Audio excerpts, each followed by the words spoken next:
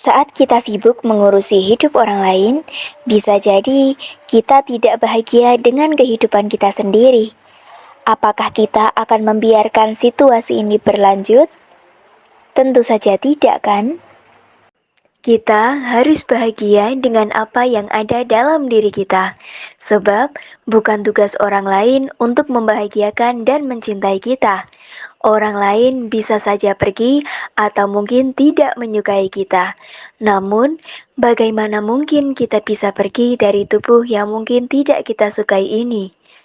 Walau bagaimanapun, tubuh inilah yang akan menemani sedih dan bahagia kita. Tubuh ini juga yang akan berusaha tetap ada untuk mengabulkan apa yang tidak bisa dilakukan orang lain. Karena itulah, kita harus mencintai diri kita sendiri. Bagaimana caranya? Yang pertama, kenali diri sendiri. Mengenali diri sendiri mencakup fisik, psikis, perilaku, dan juga kepribadian kita. Coba berdiri di depan cermin. Lihatlah tubuh yang Tuhan ciptakan untuk kita. Begitu sempurna, bukan? Luangkan waktu untuk merenung, meditasi, evaluasi diri, atau melakukan hal-hal yang menyenangkan, supaya kita bisa lebih mengenali diri sendiri. Yang kedua, terima apa adanya. Kita seringkali tidak nyaman dengan apa yang ada pada diri kita sendiri, hanya karena pengaruh dari luar. Padahal, Tuhan telah menciptakan manusia dengan sangat sempurna. Menolak kondisi yang dimiliki saat ini hanya akan membuat kita merasa tidak bahagia. Untuk itulah, daripada insecure perihal fisik, lebih baik kita mengasah kemampuan diri untuk meningkatkan kualitas diri kita. Yang ketiga, fokus pada dunia kita. Kita tidak perlu mengurusi masalah orang lain yang belum tentu membutuhkan kita. Fokuslah pada dunia kita. Selesaikan masalah-masalah yang ada dan pupuk terus rasa cinta kita pada diri sendiri. Dengan begitu, hidup kita akan terasa lebih bahagia.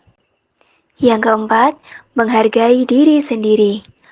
Meskipun tidak ada prestasi yang dianggap bernilai bagi orang lain, tapi bertahan dari duka dan hidup yang berat itu yang harus membuat kita sangat berterima kasih pada diri sendiri. Yang kelima, tidak membanding-bandingkan. Terkadang memang perlu membandingkan diri sendiri dengan orang lain untuk memacu semangat menjadi diri yang lebih baik. Namun, bila kita tidak siap untuk itu, kita hanya akan terjatuh dari mimpi yang tinggi. Apa yang baik untuk orang lain belum tentu baik untuk diri kita. Mengapa harus sama dan membanding-bandingkan dengan orang lain? Yang keenam, tidak terbawa arus. Selalu ingin mengikuti standar orang lain hanya akan membuat diri kita tertekan. Padahal, hidup tidak harus memaksakan diri pada jalan yang tidak mampu kita lewati. Yang ketujuh, sesekali tidak harus berusaha. Manusia boleh sesekali merasa lelah. Tidak perlu terus berlari bila sesekali berjalan masih bisa sampai tujuan. Berjalanlah dengan kemauan yang membuatmu nyaman. Itu akan menjadikan langkah kita lebih pasti dan mencintai diri sendiri.